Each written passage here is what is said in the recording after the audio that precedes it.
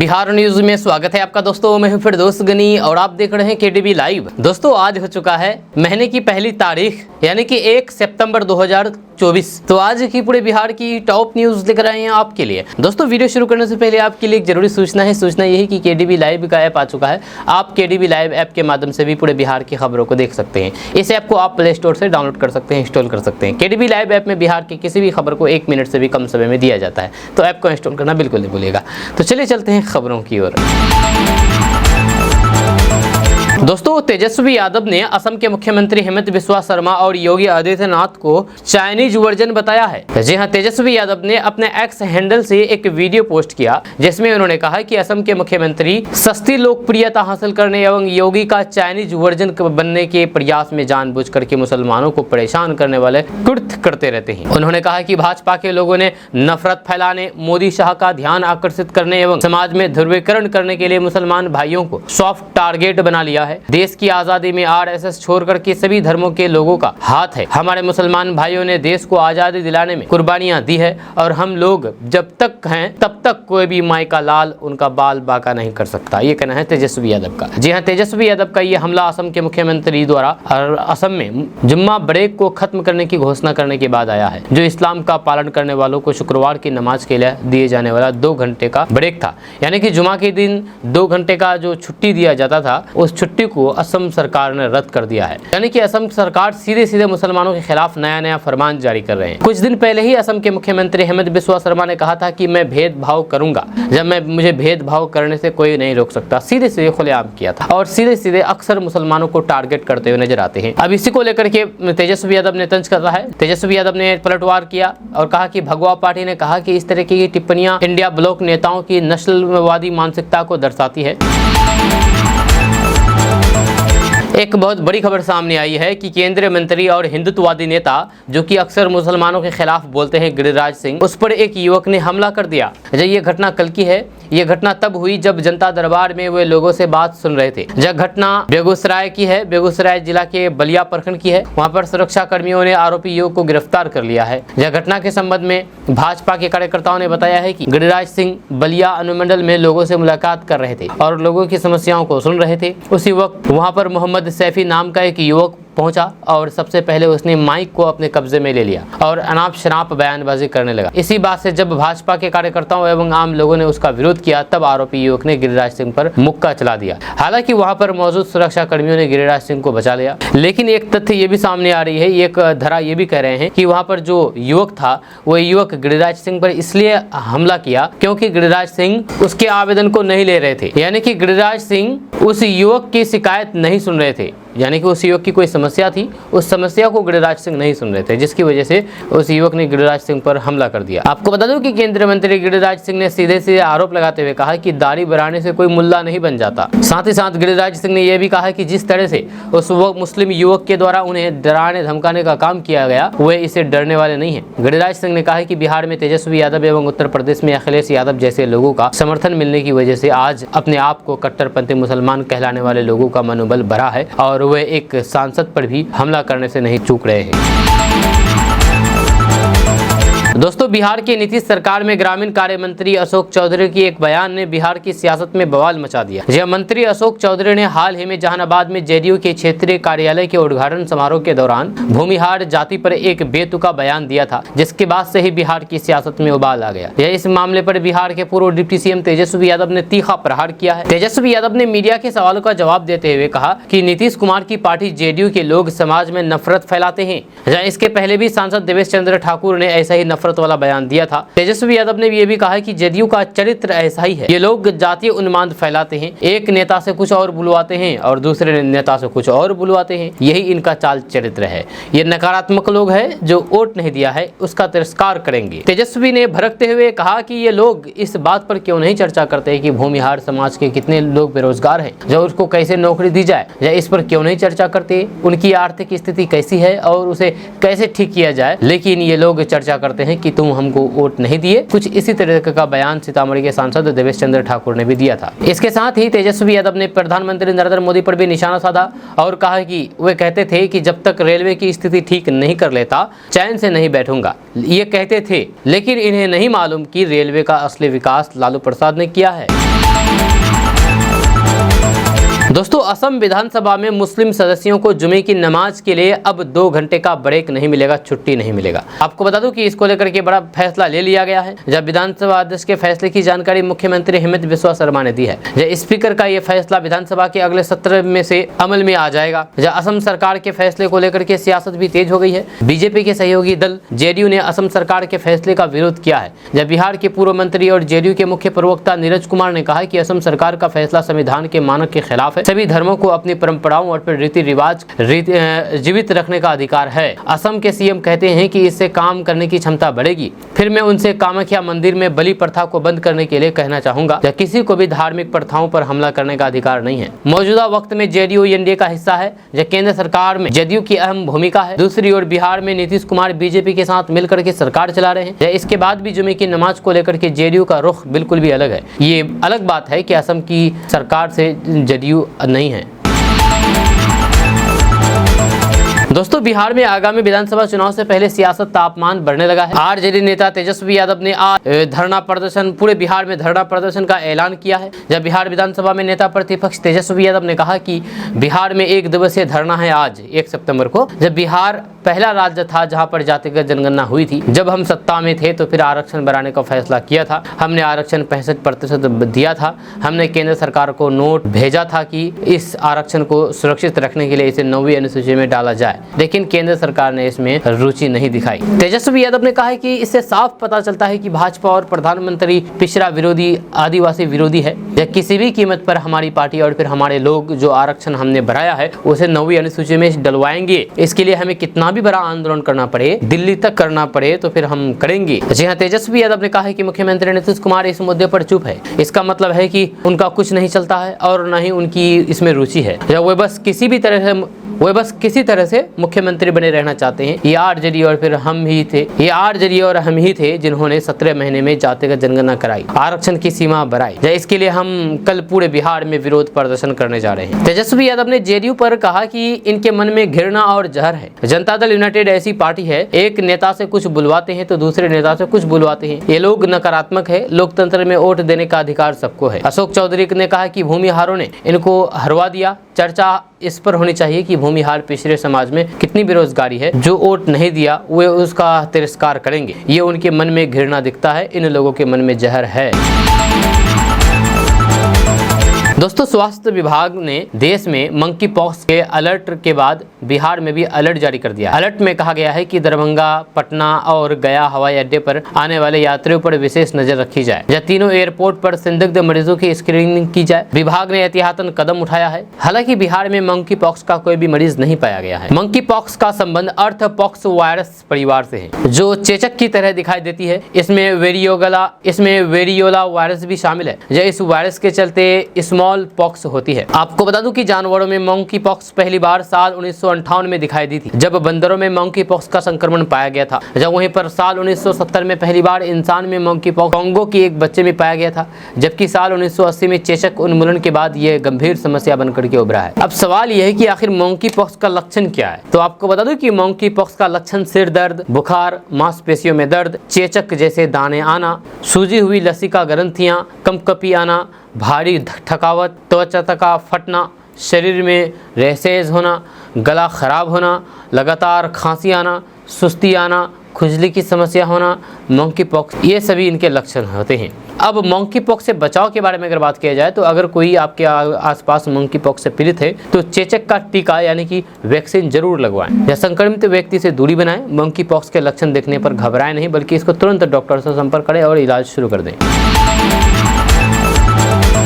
दोस्तों, लोजपा में टूट को लेकर के गरमाई सियासत के बीच अब चिराग पासवान ने अपनी ही पार्टी के सांसदों की एकजुटता को दर्शाने की कोशिश की है। लोजपा प्रमुख एवं केंद्रीय मंत्री चिराग पासवान सहित 5 सांसदों ने एक वीडियो संदेश जारी करके अपनी प्रतिबद्धता पार्टी के प्रति दिखाई है। वे सभी पार्टी के साथ चट्टान की तरह खड़े हैं। साथ ही राजद पर पार्टी के खिलाफ साजिश करने का आरोप लगाया है। चिराग पासवान ने अपने सोशल मीडिया पर ट्वीट करके कहा है कि आज की तारीख में विपक्ष के द्वारा जो ये भ्रम फैलाया जा रहा है मेरी पार्टी और फिर मेरे सांसदों को लेकर के, वे उसी साजिश को हवा देने की सोच रहे हैं जो 2021 में रची गई थी। उस वक्त भी इन लोगों को लगा था कि ये चिराग पासवान को समाप्त कर देंगे, लेकिन ना उस वक्त ये लोग चिराग पासवान को समाप्त कर पाए और ना आगे कर पाए। जो लोग सोचते हैं कि लोजपा रामविलास में टूट हो, वह अपनी ख्वाहिशों को पढ़ देने का काम कर रहे हैं। ये चाहते हैं कि ऐसा हो, लेकिन ऐसा कुछ होने वाला नहीं है। दोस्तों, बिहार में पटना से पूर्णिया के बीच ग्रीनफील्ड एक्सप्रेस वे के निर्माण की घोषणा के बाद जमीन मालिकों और फिर ब्रोकरों के बल्ले बल्ले हो गई है। न सिर्फ पूर्णिया बल्कि मधेपुरा, सहरसा समेत कई जिलों में जमीन की कीमतों में अचानक इजाफा हो गया है और जमीन के ब्रोकर काफी एक्टिव हो गए हैं। वहीं पर किसान अपनी जमीन को बचाने के जुगाड़ में लगे हुए हैं। इधर बिहार में जमीन सर्वे भी शुरू हो गया है, जिसके बाद इसको लेकर के काफी हलचल है। जब पटना से पूर्णिया एक्सप्रेस वे से समस्तीपुर में प्रवेश करेगी और फिर दलहनसराय, रोसड़ा, सिमरी, बख्तियारपुर, उदा, किशनगंज होते हुए पूर्णिया तक पहुंचेगी। इस रूट में आप कहीं भी जाएंगे तो फिर जमीन की कीमतों में उछाल है। समस्तीपुर में सड़क से सटे बाढ़ग्रस्त क्षेत्र की जमीन भी 20 लाख रुपए बीघा से 50 लाख रुपए तक हो गई है। ये जमीन की प्रकृति पर निर्भर करता है। इसमें गहरी जमीन की कीमत कम और ऊंची वाले क्षेत्रों में अधिक रेट मिल रहे हैं। समस्तीपुर शहर से या फिर दलहनसराय और रोसड़ा से सटे और एक्सप्रेस वे के करीब की कीमतों तो अब 4 लाख रुपए कट्टा से लेकर के 30 लाख रुपए कट्टा तक हो गई है। एक्सप्रेस वे आगे बढ़ते हुए जब सहरसा जिले में प्रवेश करता है तो फिर खगड़िया सहरसा बॉर्डर पर सिमरी बख्तियारपुर के आसपास इलाके की जमीन के दाम आसमान छू रहे हैं। दोस्तों, भाजपा के फायर ब्रांड नेता और केंद्रीय मंत्री गिरिराज सिंह ने इंडिया गठबंधन के लोगों पर जोरदार हमला करते हुए असम सरकार के जुम्मे की नमाज के लिए 2 घंटे की छुट्टी पर रोक के फैसले को सही करार दिया है। उन्होंने कहा कि राहुल गांधी, अखिलेश यादव और तेजस्वी यादव देश को पाकिस्तान और बांग्लादेश बनाना चाहते हैं। ये लोग मुसलमान वोट बैंक के ठेकेदार हैं। अगर इनकी सरकार बनी तो फिर शुक्रवार को भी छुट्टी घोषित कर देंगे। जो हिंदू मुसलमान का मामला नहीं होता है उसको भी ये लोग बना देते हैं। दरअसल असम सरकार द्वारा विधानसभा में विधायकों को जुम्मे की नमाज के लिए 2 घंटे की छुट्टी पर रोक लगा दी गई है। इसको लेकर के विपक्षी दल असम सरकार की निंदा कर रही है। जब वहीं पर बिहार के पूर्व उप मुख्यमंत्री नेता प्रतिपक्ष तेजस्वी यादव ने भाजपा पर मुसलमानों को टारगेट करने का आरोप लगाया था। इसी को लेकर के केंद्रीय मंत्री गिरिराज सिंह ने कहा कि ये हिंदू मुसलमान का मामला नहीं है। हाँ जी हाँ, राहुल गांधी, तेजस्वी यादव और अखिलेश यादव मुसलमानों के वोट बैंक के ठेकेदार है। अगर इनकी सरकार बनी तो ये लोग शुक्रवार को भी छुट्टी घोषित कर देंगे। साथ ही साथ गिरिराज सिंह ने आगे कहा कि किसी हिंदू ने छुट्टी मांगी, वे लोग अगर छुट्टी मांगने लगे तो फिर मंगलवार को हनुमान जी और सोमवार को महादेव जी के लिए छुट्टी देनी पड़ेगी। धर्म के आधार पर कानून नहीं चलता, इसके लिए कानून की जरूरत होती है। मैं असम विधानसभा के अध्यक्ष को धन्यवाद देता हूं।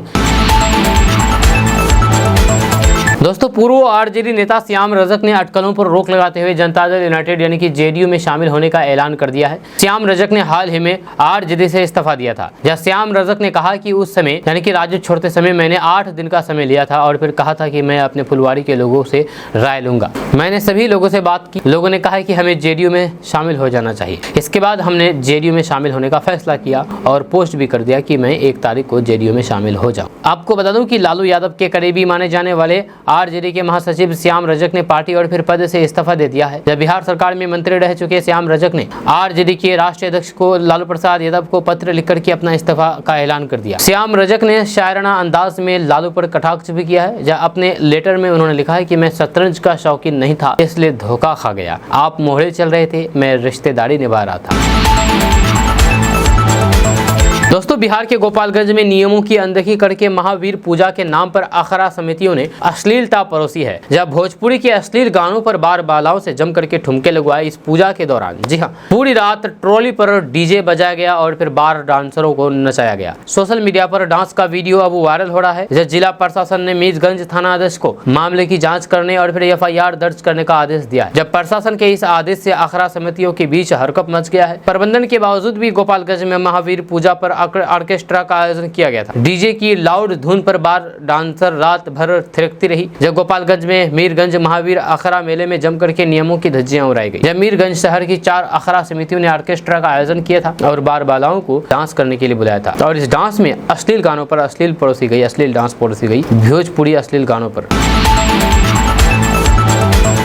दोस्तों, मंत्री अशोक चौधरी के जातिगत जनगणना पर जेडीयू के नेताओं की तीखी प्रतिक्रिया सामने आई है। अशोक चौधरी ने भूमिहार समुदाय को लेकर के बड़ा बयान दिया था, जिससे बिहार की राजनीति में हलचल मच गई है। इस पर जेडीयू के वरिष्ठ नेता और एमएलसी नीरज कुमार ने अशोक चौधरी को आड़े हाथों लेते हुए कहा कि मुख्यमंत्री नीतीश कुमार ने कभी भी अपनी राजनीति को जाति से नहीं जोड़ा और न ही वे ऐसा करने में विश्वास रखते हैं। नीरज कुमार ने साफ कर दिया है कि किसी को भी राजनीति में जातिगत मुद्दों को उछालने का हक नहीं है, क्योंकि नीतीश कुमार का हमेशा से सबको समान रूप से देखना और फिर काम करना रहा है। जदयू के वरिष्ठ नेता और मंत्री श्रवण कुमार ने भी अशोक चौधरी के बयान की आलोचना की है। उन्होंने कहा है कि पिछले 19 सालों में नीतीश कुमार ने कभी भी जाति, धर्म या फिर वर्ग के आधार पर भेदभाव नहीं किया है। उन्होंने सभी समुदाय के लिए समान रूप से काम किया है। श्रवण कुमार ने यह भी कहा कि इस तरह के बयानों से बचना चाहिए, क्योंकि इससे राजनीतिक माहौल में कटुता आती है। दोस्तों, बिहार के सरकारी विद्यालयों में यानी कि स्कूलों में चल रहे मध्याह्न भोजन यानी कि एमडीएम से शिक्षक अब मुक्त हो जाएंगे। इससे संबंधित प्रस्ताव पर शिक्षा विभाग द्वारा काम किया जा रहा है। आपको बता दें कि तमिलनाडु की शिक्षा व्यवस्था शिक्षकों की सेवा शर्त हस्तांतरण और फिर पदस्थापन और प्रशासनिक ढांचे का रिसर्च करके लौटी अफसरों की टीम ने विभाग के अपर मुख्य सचिव डॉक्टर एस सिद्धार्थ को रिपोर्ट सौंप दी है। जहाँ इसमें कहा गया है कि तमिलनाडु में मध्याह्न भोजन योजना वहाँ के समाज कल्याण विभाग से चल रहे हैं, जहाँ इसमें शिक्षकों की कोई भी भूमिका नहीं है। जब वहाँ की स्कूली शिक्षा व्यवस्था में गुणात्मक सुधार लाने में शिक्षकों की जिम्मेदारी महत्वपूर्ण है। अपर मुख्य सचिव ने तमिलनाडु की अध्ययन रिपोर्ट के आधार पर एक समेकित प्रस्ताव तैयार करने का निर्देश अफसरों को दिया है। एक अधिकारी ने बताया है कि स्कूली शिक्षा की बेहतरी को देखते हुए बिहार में मध्याह्न भोजन योजना में तमिलनाडु मॉडल लागू होने के आसार बढ़ाए गए हैं, क्योंकि शिक्षा संगठनों और फिर कई जनप्रतिनिधियों की ओर से ये मांग रही है कि इस योजना से शिक्षकों को मुक्त किया जाए। इसलिए विभाग इस योजना के क्रियान्वयन से शिक्षकों को मुक्त करने से संबंधित विकल्पों पर विचार कर रहा है। दोस्तों, बिहार में रहने वाले लोगों के लिए एक बड़ी खबर सामने आ रही है। ताजा रिपोर्ट्स के मुताबिक बिहार में इस समय जमीन सर्वे का काम चल रहा है। इस बीच ये खबर सामने आ रही है कि बिहार में दान में मिली जमीन की रजिस्ट्री कराना जरूरी है, ताकि सर्वे में नाम चढ़ाया जा सके। खबर के अनुसार बिहार में बहुत से लोग अपने पुरोहित को, बेटियों को, भांजे को दान में जमीन देते हैं। जब विशेषज्ञों के मुताबिक जिसने दान दिया है उसे कागजात दिखाने होंगे। जहाँ हिंदू लॉ में ओरल डोनेशन का कोई भी प्रावधान नहीं है, इसके लिए जमीन की रजिस्ट्री जरूरी है। आपको बता दें कि अगर दान देने वाला परिवार बाद में किसी बात से हट जाए तो फिर लोगों को इसके लिए समस्या का सामना करना पड़ेगा। जहाँ ऐसे जमीन मालिक को पहले से अपने दानदाताओं से संपर्क करना चाहिए और फिर जमीन के कागजात बना लेनी चाहिए। वहीं पर अगर गैर मजरूआ जमीन किसी एक ही परिवार के कब्जे में लंबे समय तक रह गया है तो उसका नेचर बदल गया है, उसे अब गैर मजरूआ खास कहा जाएगा और वह जमीन उसी मालिक के पास रहेगी। हालांकि मालिक को जमीन के कागजात दिखाने होंगे। दोस्तों, बिहार के मुजफ्फरपुर में सड़क दुर्घटना रोकने और एनएच की सड़कों के पर सुरक्षित और फिर सुगम वाहनों के परिचालन को लेकर के जिले में मोतिहारी से दरभंगा एनएच के बीच 12 फ्लाईओवर का निर्माण होगा। जब डीएम के निर्देश पर एनएचएआई के माध्यम से ये बनाए जाएंगे। इस संबंध में एनएचएआई द्वारा इसके निर्माण की दिशा में कार्रवाई शुरू कर दी है। ये जानकारी डीएम सुब्रत कुमार सेन की अध्यक्षता में जिला सड़क सुरक्षा समिति, खनन टास्क फोर्स और फिर उत्पाद विभाग की समीक्षा बैठक में दी गई है। दोस्तों, बिहार के नवनियुक्त डीजीपी आलोक राज ने अपना पदभार ग्रहण करने के बाद कहा कि मैं सरकार का आभारी हूं कि सरकार ने मुझे इस कार्य के लिए चुना है। मैं पूरे बिहार का डीजीपी हूं। मैं आपके चैनल के माध्यम से संपूर्ण बिहार वासियों को ये कहना चाहता हूं कि पुलिस मुख्यालय के दरवाजे हमेशा सभी के लिए खुले रहेंगे। मेरा मुख्य उद्देश्य होगा कि आम जनता का विश्वास जीतना है। आलोक राज ने लोगों को भरोसा दिलाया है कि उनके दरवाजे लोगों के लिए हमेशा खुले रहेंगे। 1989 बेंच के IPS ऑफिसर आलोक राज इससे पहले निगरानी अन्वेषण ब्यूरो के डीजी थे। 1989 बैच के IPS अधिकारी आलोक राज वरीयता की सूची में सबसे ऊपर थे। डीजीपी पद की दौड़ में 1990 बैच के IPS अधिकारी शोभा अहोतकर और 1991 बैच के विनय कुमार नाम भी शामिल था। RS भट्टी की प्रतिनियुक्त CRPF DGP के तौर पर होने के बाद बिहार में कयासों का बाजार गर्म था, लेकिन नीतीश कुमार की सरकार ने आलोक राज को प्राथमिकता दी है। दोस्तों, एलजेपी नेता चिराग पासवान की मुश्किलें बढ़ सकती है। चिराग पासवान की लोकसभा सदस्यता को एक बीजेपी नेता ने पटना हाईकोर्ट, सुप्रीम कोर्ट में चुनौती देते हुए इलेक्शन कमीशन में शिकायत की है। हल्फनामे में गलत जानकारी देने का आरोप लगाया गया है और जिसमें यह गंभीर आरोप है। बीजेपी नेता राकेश सिंह ने चिराग पासवान पर आरोप लगाया है कि उन्होंने चुनावी हल्फनामे में जानकारियों को छुपाया है। एक केस में दूसरे नंबर के आरोपी होने के बाद भी चिराग पासवान ने बताया था कि उन पर कोई भी केस दर्ज नहीं है। राकेश सिंह का आरोप है कि चिराग पासवान ने अपनी संपत्ति का गलत ब्यौरा चुनाव आयोग को दिया था, जिसमें उन्होंने खगड़िया के शहर बन्नी में स्थित पैतृक घर के बारे में कोई भी जानकारी नहीं दी थी, सिर्फ पटना स्थित घर के बारे में जिक्र किया था। यह शहर बन्नी में उनके पास 80 एकड़ जमीन है, जिसके बारे में भी नहीं बताया। शिकायत में यह भी कहा गया है कि उन्होंने जिस बुलंदखंड विश्वविद्यालय से computer engineering institute of engineering and technology college से 2005 में बीटेक की पढ़ाई करने का दावा किया है, वह भी पूरी तरीके से गलत है। दोस्तों, बिहार के भागलपुर में जदयू सांसद और जदयू विधायक में बयानबाजी जारी है। जहां आपको बता दूं कि विधायक गोपाल मंडल ने शनिवार को पत्रकारों से बातचीत करने के दौरान अपने ही पार्टी के सांसद अजय मंडल की धज्जियां उड़ा दी। गोपालपुर विधानसभा से जदयू विधायक गोपाल मंडल ने एक प्रेस कॉन्फ्रेंस आयोजित करके जदयू के ही सांसद को जम करके लताड़ा है। इस दौरान विधायक गोपाल मंडल ने जदयू सांसद के पुराने कारनामों को गिनाते हुए कहा कि सांसद पहले लोहा चोर थे, जब बिजली तार चोरी करते थे, रात में रेल पटरी के पास परा लोहा चोरी करके बेचते थे, देसी शराब बनाते थे। ये हर कोई जानता है कि ये अफीम की खेती भी करवाते हैं। अब ट्रक प्लानिंग करने के नाम पर मोटी रकम वसूलते हैं। हम न शराब पीते हैं और न ही पीने देते हैं, ये कहना है गोपाल मंडल का। आपको बता दूं कि जदयू विधायक गोपाल मंडल ने भागलपुर के जदयू के ही सांसद अजय मंडल पर कई गंभीर आरोप लगाए हैं। इतना ही नहीं, उन्होंने कहा कि झारखंड का शराब वही पीते होंगे जिनका खानदान गलत काम में लगा रहता है। बिहार में शराबबंदी है और हम विधानसभा में शपथ भी लिए थे, ना पिएंगे ना ही पीने देंगे। दोस्तों, सीवान जिले में महावीरी अखाड़ा जुलूस रोके जाने पर भारी बवाल हो गया। जब सीवान के हुलासगंज थाना क्षेत्र के हथौरा गांव में शुक्रवार देर रात जुलूस रोके जाने पर स्थानीय लोग उग्र हो गए। इसी दौरान कुछ असामाजिक तत्वों ने तैनात पुलिस कर्मियों पर पथराव करना शुरू कर दिया। इसके बाद बीडीओ की गाड़ी को भी आग के हवाले कर दिया गया। इस हमले में कुछ पुलिस वाले घायल हो गए। यह झड़प की घटना के बाद इलाके में तनाव की गंभीर स्थिति है। फिलहाल मौके पर भारी पुलिस बल तैनात किए गए हैं। मामला यहीं पर नहीं रुका। कुछ देर बाद अखाड़ा के लोगों ने सड़क जाम कर दिया। जब प्रशासन समझाने पहुंचा तो फिर उस पर उपद्रवियों ने हमला कर दिया। इसी बीच मौके पर भगदड़ मच गई। वहीं पर इस हमले में 2 पुलिस कर्मियों समेत कई लोग घायल हो गए। घटना के बाद हथौरा गांव के आसपास भारी संख्या में पुलिस बलों की तैनाती की गई है। वहीं पर गुस्साई भीड़ ने हुसैनगंज के बीडीओ की गाड़ी को भी आग लगा दी। इस घटना के बारे में सीवान एसपी अमितेश कुमार ने बताया है कि हुसैनगंज थाना क्षेत्र के बरकाटोला गाँव के अखाड़ा वाले लोगों ने पहले तो दूसरे रूट से अखाड़ा ले जाने को कहा, जिसको लेकर के प्रशासन ने मना कर दिया। अखाड़ा के लोगों ने कहा कि वे लोग अखाड़ा नहीं निकालेंगे और फिर वो वापस चले गए। हालांकि कुछ देर बाद ही वे अचानक सड़क पर आ गए और सड़क जाम कर दिया, जिस वजह से ऐसी स्थिति बनी। दोस्तों, बिहार के ज्यादातर जिलों में मौसम धूप छांव का खेल खेल रहा है। लोगों को कभी बारिश तो कभी चिलचिलाती धूप का सामना करना पड़ रहा है। वहीं पर अगले 3 घंटों के दौरान बिहार के कम से कम 14 जिलों में मौसम बदलने वाला है। मौसम विज्ञान विभाग ने पटना के केंद्र ने तत्कालीन पूर्वानुमान जारी करते हुए इन जिलों में भारी बारिश और फिर वज्रपात की संभावना जताई है। जब मौसम विभाग के जारी पूर्वानुमान के अनुसार बिहार के भोजपुर, जहानाबाद, गोपालगंज, सिवान, सारण, मुजफ्फरपुर, औरंगाबाद, बक्सर, गया, सहरसा, दरभंगा, मधुबनी, सुपौल और अररिया के कुछ भागों में अगले 3 घंटे के दौरान मध्यम दर्जे की बारिश की संभावना है। जब मौसम विभाग ने इन जिलों के लिए येलो अलर्ट जारी कर दिया है। इस दौरान में गर्जन के साथ आकाशीय बिजली गिरने की भी आशंका है। ऐसे में लोगों को सावधान रहने की जरूरत है। वज्रपात की संभावनाओं को देखते हुए बारिश के दौरान किसी पेड़ या फिर बिजली के खंभे के पास न खड़े रहें, ये निर्देश जारी किया है। IMD के पूर्वानुमान के अनुसार इस दौरान बारिश के साथ ही आंधी तूफान की भी संभावना है। इस दौरान हवा की गति 30 से 40 किलोमीटर प्रति घंटे की रफ्तार से चलेगी। इस दौरान मौसम विभाग ने लोगों को सावधानी बरतते हुए सतर्क रहने की अपील की है। किसानों को सलाह दी गई है कि इस दौरान खेतों में ना जाएं और मौसम के सामान्य होने की प्रतीक्षा करें, यानी कि इंतजार करें। आपको बता दें कि इससे पहले भी मौसम विभाग ने तत्कालीन पूर्वानुमान जारी करके पूर्वी चंपारण, सीतामढ़ी, शिवहर, समस्तीपुर, वैशाली, अरवल, शेखपुरा और किशनगंज जिलों के लिए भी गरज चमक के साथ बारिश और वज्रपात का येलो अलर्ट जारी कर दिया था। यह अलर्ट 4:45 तक के लिए जारी किया गया था। दोस्तों, बिहार में पशुपालन विभाग सरकारी नौकरी का मौका देने वाला है।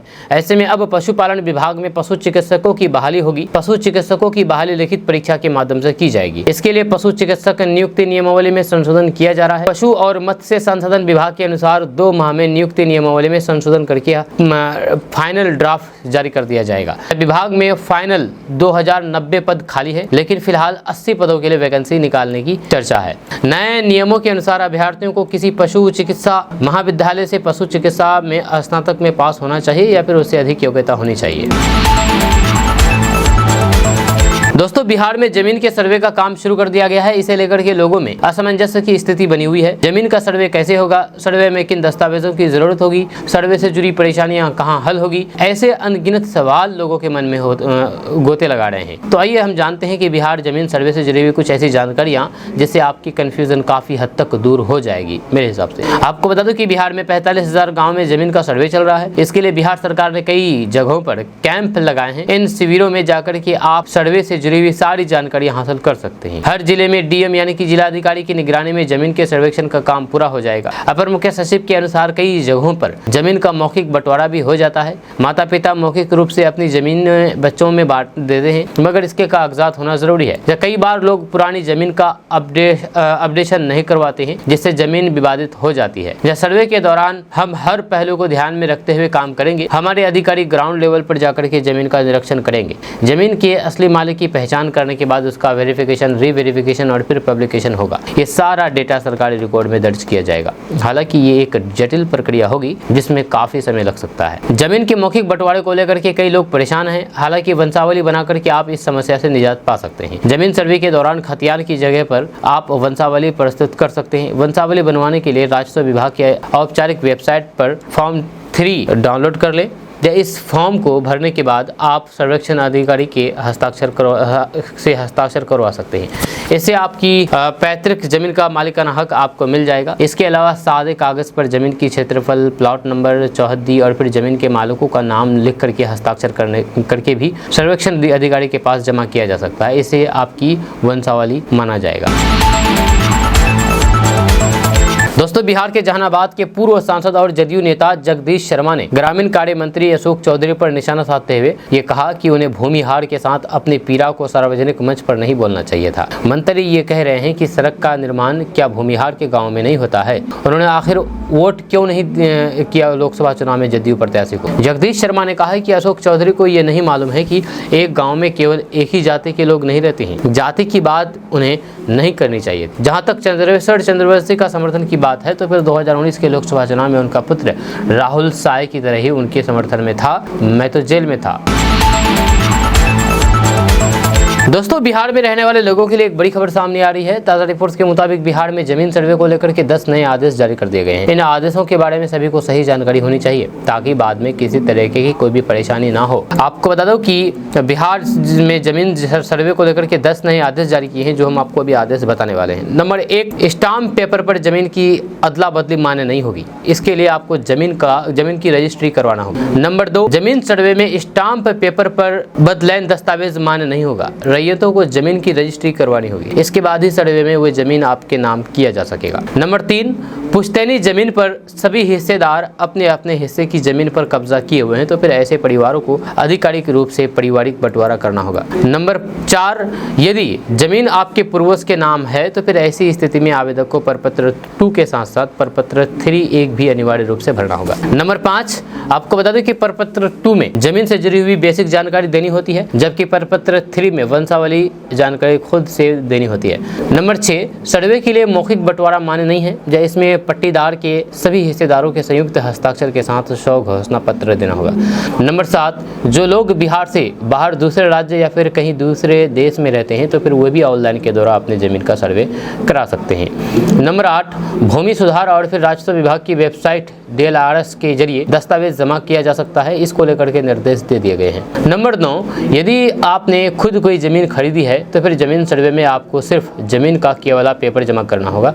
इससे जमीन सर्वे किया जा सकेगा। नंबर 10, जमीन सर्वे के बाद जमीन का नया खतियान तैयार किया जाएगा जो कि जीवित रैयत के नाम से होगा। यदि सर्वे में कोई भी गलती हो तो फिर आपको आपत्ति दर्ज करने का मौका मिलेगा।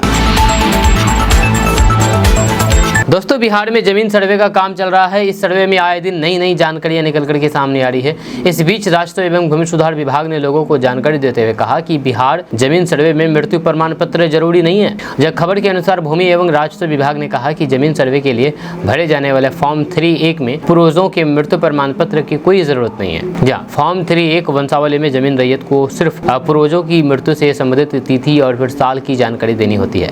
आपको बता दूं कि बिहार जमीन सर्वे के फॉर्म 3(1) 1 में पूर्वजों की मृत्यु प्रमाण पत्र की जरूरत नहीं है, बस आपको जमीन के मालिक की मृत्यु की जानकारी देनी होगी, जिसे मुखिया या फिर सरपंच के हस्ताक्षर से मान्यता मिल जाएगी।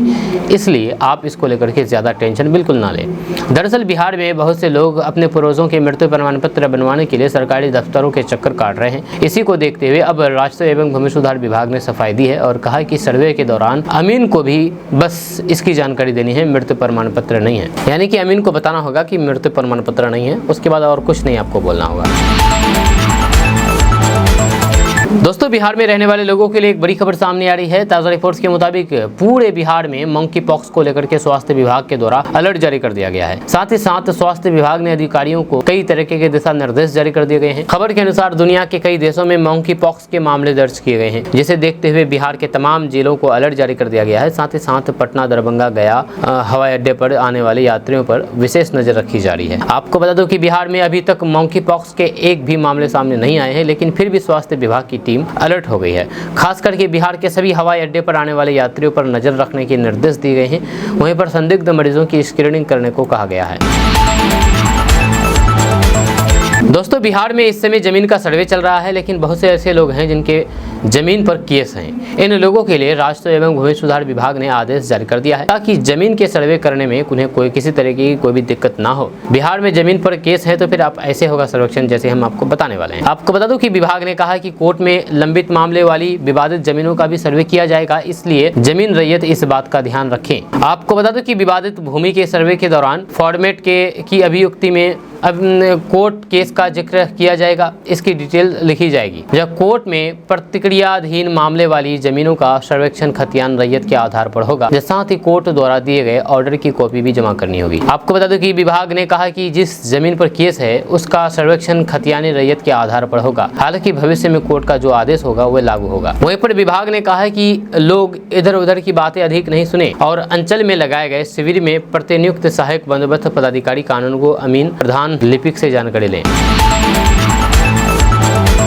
दोस्तों, बिहार में रहने वाले लोगों के लिए एक बड़ी खबर सामने आ रही है। ताज़ा रिपोर्ट्स के मुताबिक बिहार के 10 जिलों के पानी में ज़रूरत से ज़्यादा यूरेनियम मिला है, जो इंसान के हेल्थ के लिए खतरनाक है।